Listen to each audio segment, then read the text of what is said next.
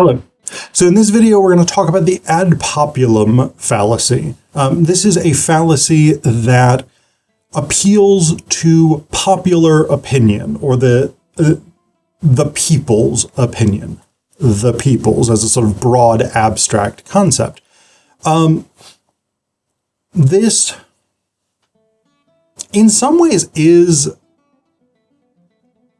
almost a democratic type concept for an argument, except that it becomes a fallacy when it's not a question of opinion. It's not a question of popular support, things like this.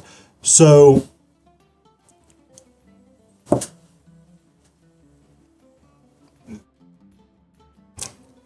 most of the examples I can sort of immediately come up with are political examples, because often this is used in politics.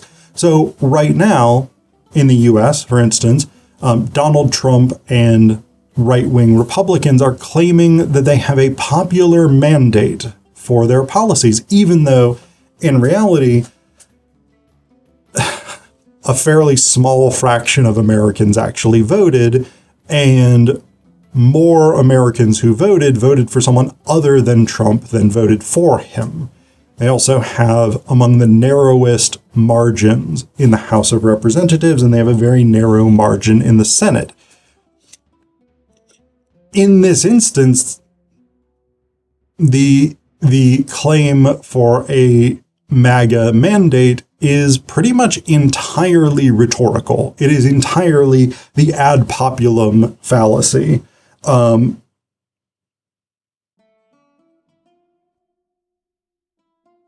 So this is one of those things, right? Is I can do what I want to do because, or I can, the thing that I am arguing for should be done because it's popular. Often things like restricting rights or limiting the civil liberties of a particular group or minority are done on the basis of the majority wants it, right? I've seen this argument with trans rights. Most people aren't trans. They're a tiny minority, theoretically. I think it's also hard to say that with any reliable data at this point, considering a number of other factors. But most Americans don't support trans women in women's sports. Therefore, it shouldn't be allowed. That is entirely an argument based on ad populum. Is it a question that should be decided by popular opinion? In my estimation, no, not really. It's a question of rights and freedoms, liberty, etc., and I don't know that that should be decided based on whether or not most people, or whether or not we claim most people believe something. There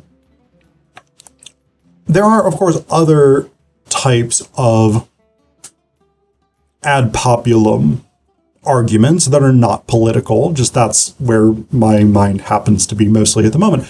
Advertising actually often relies on ad populum arguments.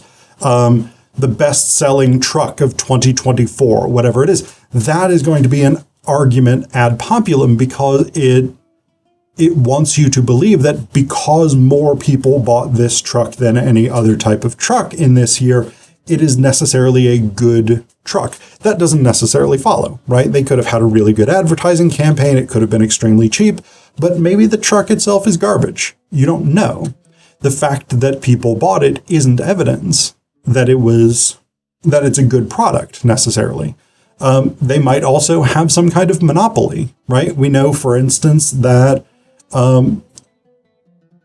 this is sort of breaking up a little bit now, but we know for a long time that basically there was a very small number of internet providers in the US who had virtual monopolies on who you could buy internet from within a particular region.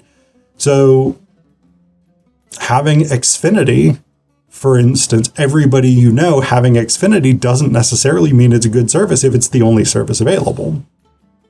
So these kinds of things. This is one of the things that undercuts argument ad populum in something like advertising, because it isn't really an endorsement of the product necessarily. It approaches popularity or sales as though they are evidence for the product being good, and that doesn't necessarily follow. And then there's of course other ones. So I'm looking at some of the examples out of Annette T. Rottenberg and Donna Winchell's The Structure of Argument. Things like, but you have to let me go to the party. Everyone will be there. Everyone drives a little over the speed limit. If I drove the speed limit, I would get rear-ended. Lipton iced tea, join the dance. These are their sort of examples. And again, all of this is about, well, everyone else is doing it, therefore it's okay, or therefore I should get to do it, therefore whatever. And again,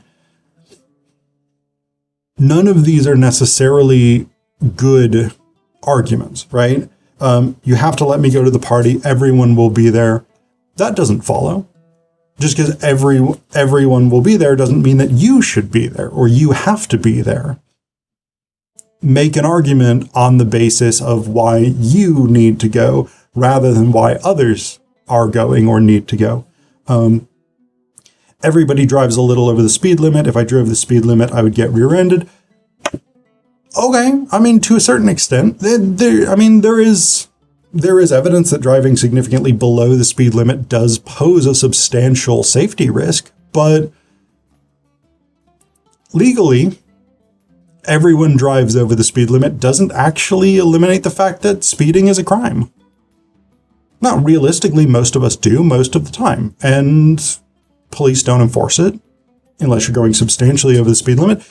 And sure, maybe that's good.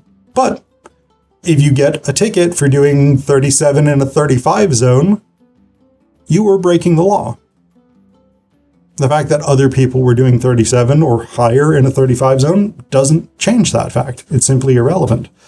And then Lipton iced tea, join the dance. Again, this is a specific form of advertising that,